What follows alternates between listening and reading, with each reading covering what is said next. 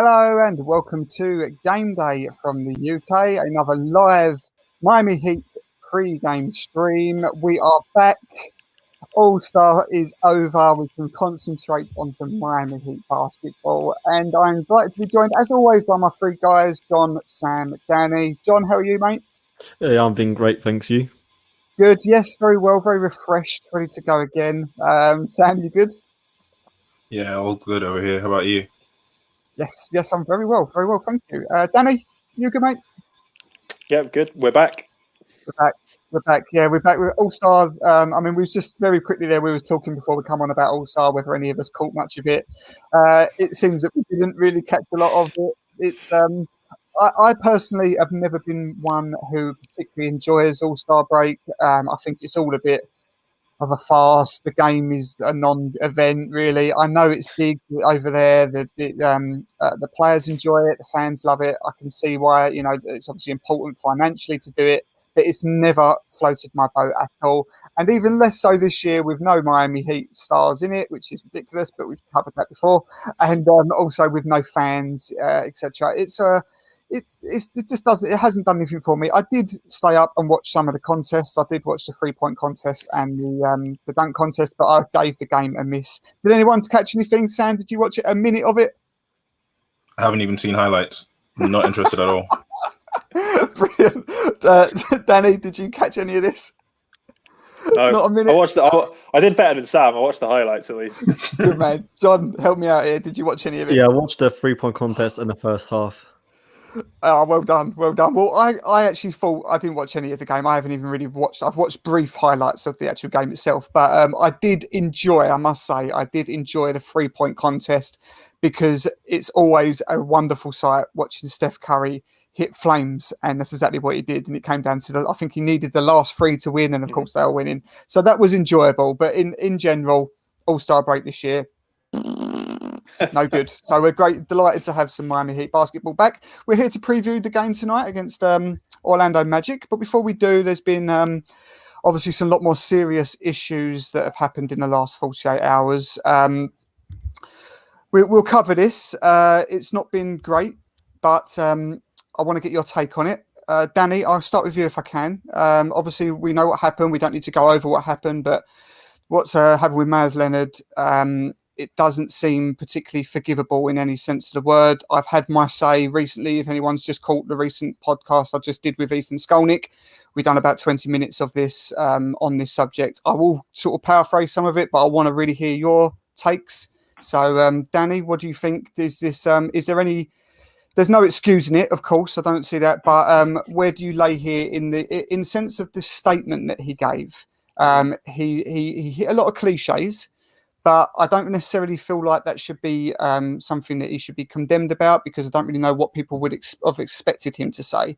But from your point of view, when he says how sorry he is about it, and that's not a reflection of who he is, and he's going to learn from it and try and get better from it and educate himself, do you believe that? Oh, just going off your first point of, the sort of the cliche kind of statement that he made, I think ultimately he was damned if he did and damned if he didn't, put out an apology, because, he's getting just as much stick for putting out one as he probably would without. It seemed like, like a pretty sort of off the cuff apology. And what I found interesting was the fact that,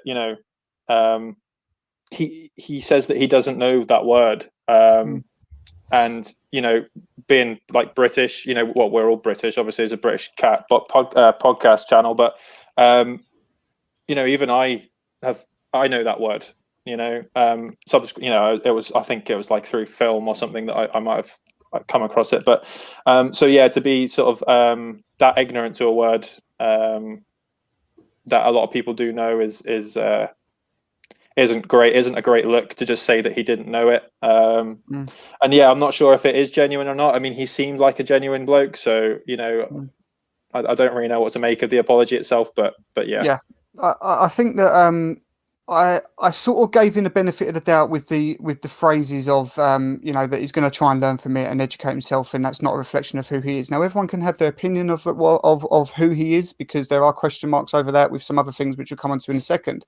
But the one thing that I'm not having, and I did say this again on my podcast with Ethan, that I said I feel it is patronising to say that I didn't know what the word meant. I said the one thing when this first happened, I didn't tweet much about it because it's not wise to, I believe. I think that it's quite sensible to try and not just go off the initial raw emotion of it and the anger that everyone probably feels, to try and settle down. But the one thing I did say is what I don't want to hear is that the standard phrase of I didn't understand what the word meant. Personally, I don't buy that. I think that's a lie.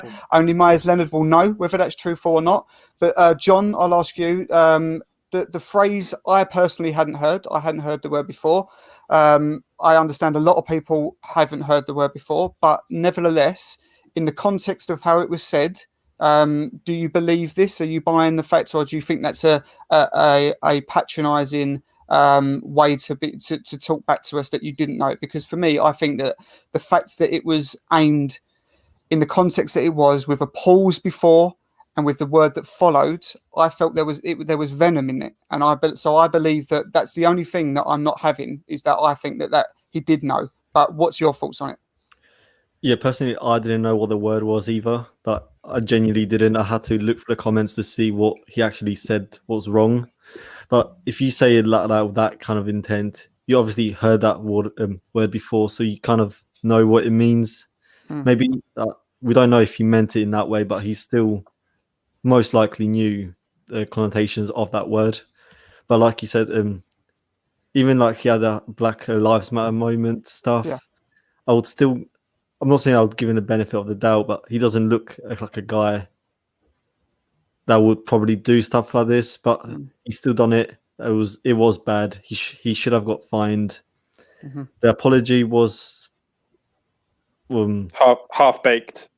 Yeah, it was a publicity stuff, basic stuff like that. Yeah, it's damage control at this point. That's the word. Yeah.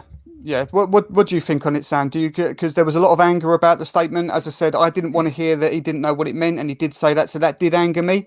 The rest of it, I get the people that are criticising the fact that it's full of cliches and so on, but I don't know what else you as you just said, it is damage control, and I don't really know what else he could have done. He's obviously got to say that. He's willing to learn, that he's going to seek out people to educate him. But what's your thought on it? Do you buy any of that, or do you just think that that's just PR rubbish? It's definitely PR. I don't know to what extent I believe it, but there's a lot of PR going on behind the scenes. I seen a tweet a couple hours ago from I think it's the Anti-Defamation League or something, saying that they've had a long call with Myers and they've just like discussed things and just trying to get him back on the right track. And the first thing that came up to my mind is like, whoever his PR agent is, this person is probably working overtime right now. And that's the problem with these kind of situations, because you don't really know the true intent behind it. Because at the end of the day, he's trying to preserve his income, trying to keep his career going as long as possible. So he's going to do or say whatever he's got to do to keep it going.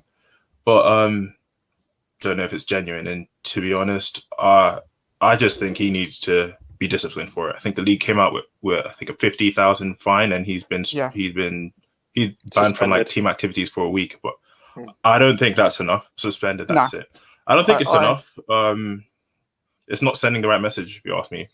I just want to. Can I just say one thing about just commenting off what Grant said? That I was seeing so many comments like in like all the Instagram posts, like Twitter and everything, like saying, "Oh well, you've never been in a Call of Duty lobby, or you've never played online game." It's rubbish. Like that's stupid. That's stupid.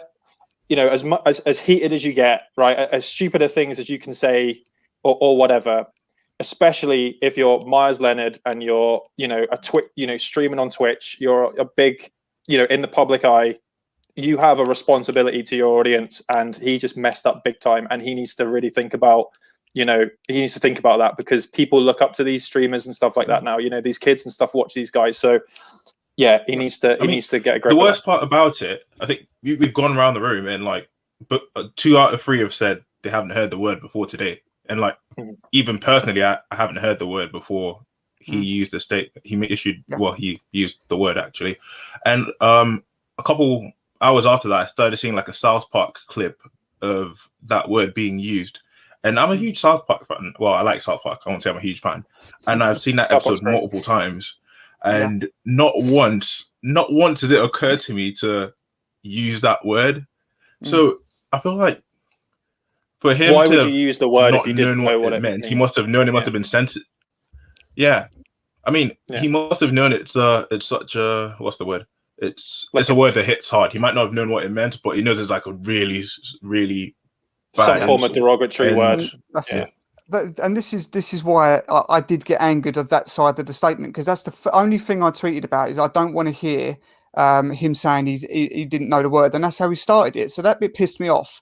The rest of it, people can make their own judgments on. This is, in my opinion, I do believe this is maybe an out of character thing. I'd like to give him the benefit of the doubt, but having said that, I believe that he knew it. I believe he said it with aggression. I believe that he had a second to think about it before. There was that pause, and he still delivered it. He delivered it with venom and aggression. He followed it up with bitch afterwards. So he knew what he was doing, in my opinion. So he hasn't painted himself in any sort of light. I as I said, I do believe him genuinely when he says he wants to try and learn and educate and fight against it, because I do believe that is in his character. Do I want him on my team anymore? Sorry, no, I don't, because he's a player that I've had a lot of admiration for. I think fantastic on social media, and I think he's done a lot of great charity work. And I do believe he's a good person. I don't believe he's a bad person, but I think this is unforgivable, and I don't want that part of my team. Hopefully, he can try and resurrect a career. I'm not even sure whether he will in the NBA now, but no, I mean, I'm just disappointed in it. So we'll see what happens. We'll see what happens going forward with Mayers. But we'll leave the Mayers conversation there. Before we come on to the Magic again, another name, another day, another name, and this time it's LaMarcus Aldridge. There seems to be maybe a little bit of substance here, mainly because of the fact that they've come to a agreement with the San Antonio Spurs and Aldridge that he will be available, that he will be free to leave. Heat have been obviously suggested in this, where is a player that Pat Riley has always been keen on, nearly signed for us at least once, maybe twice before. John, I'll start with you. Do you like this at all? What do you think? Personally, it doesn't do a lot for me, but what are your feelings on it? Yeah, I don't. Unless it's a buyout and we're getting for nothing, then I don't want to send any players out to get him. Maybe he is better than like Iggy or Kelly, but I don't think that difference is worth trading 2 pieces or 3 pieces for one. He may be a slight improvement, but I still don't even see if he is an improvement over Kelly. I don't think he's better defensively. He's slower. I saw a couple of tweets of showing Kelly's defense, how he's like moving laterally, and I don't think Aldridge would do that.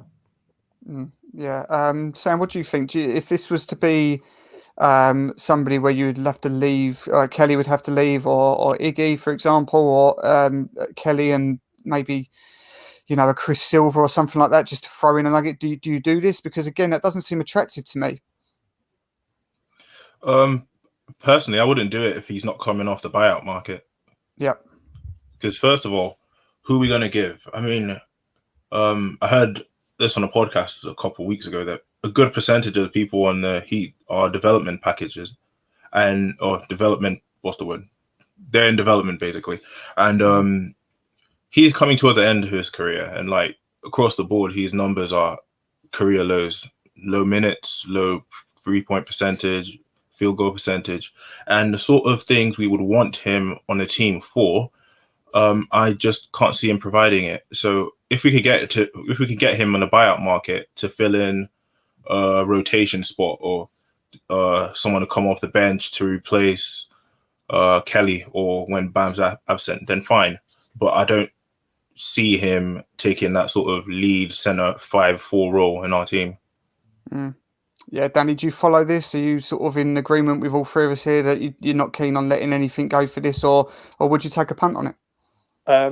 I think I mentioned this in one of our first pre-games that I was on, that I think I would only trade a package for a package including Rudy Gay as well. Yeah. So if we could basically get Rudy Gay and LaMarcus Aldridge thrown in for good measure, then you're talking to me. Yeah, Other than that, I think I agree with everyone else that you hope for a buyout, and you hope that that his relationship with Pat Riley, they've had those sit down dinners that maybe he thinks, oh, maybe it is time that I go to Miami. So, and you pick him up for dirt cheap. So yeah, unless we're getting him as a throw in for a Rudy Gay, then no. Yep, I totally agree with that. That makes it a different proposition entirely. Just before we leave this, there's been 20. You might have seen this. Miami Heat have done business with 29 NBA teams in history. There's only one they haven't. Do you know who that is? The San Antonio Spurs. Is it the Spurs? Wow. Yeah. Interesting. So there we go. Very interesting. Yeah, I think they're mainly. Again, I put that to Ethan earlier, and he said, "Look, that doesn't surprise me because they're two teams that are built the same way with the same sort of cultures. Neither one feel like they could take the other one on. They feel like every Miami Heat transaction, they always like to think they've won that transaction, and I think the Spurs are similarly built. So I think like there's that sort of respect there that you think we're not going to get much out of these guys. We don't feel like we're ever going to win that trade, and I think that would be mutual with them, which is perhaps why that's happened. Anyway, we're here to preview tonight's game against the Orlando Magic. The Magic are massively depleted in terms of players, the worst hit team in terms of injuries and health protocols in this in this season. They are currently 13-23, which is 14th in the East. The Heat are obviously now at 0.500 after their resurrection before All-Star break, which is good for 6th in the East.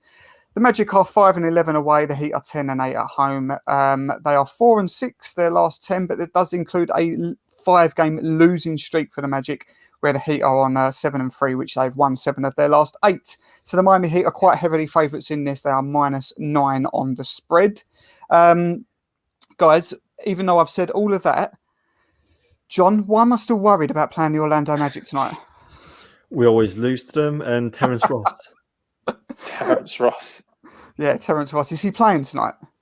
Yeah. I'm not sure. He is. He is, yeah.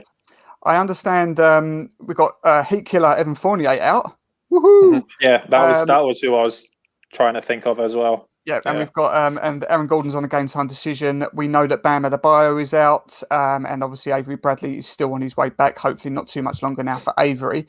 Sam, should this be any issue that Bam is out? There shouldn't be any worries here, surely. Short term, I'd like to think not, but long term implications, I'm starting to get a bit worried. Because I'm just thinking back to when I had like a tendinitis issue years back ago, and I didn't have like first class sort of treatment that the NBA players sort of get. And there's certain games with some ice and some stretching, I'll be fine. Like, well, 1 week break, because I only played like games once a week. But the fact that he's had that All-Star break and he's still out gives me a bit of a worry. I would have thought he'd be playable, but yeah. I think term, that I'm a bit worried. The coaches were saying we're just trying to give him that extra bit of time, but it is a little bit alarming. Hopefully, young player, young muscles, young joints, maybe that it's not going to be too bad. But I sort of echo that. It was a little bit concerning.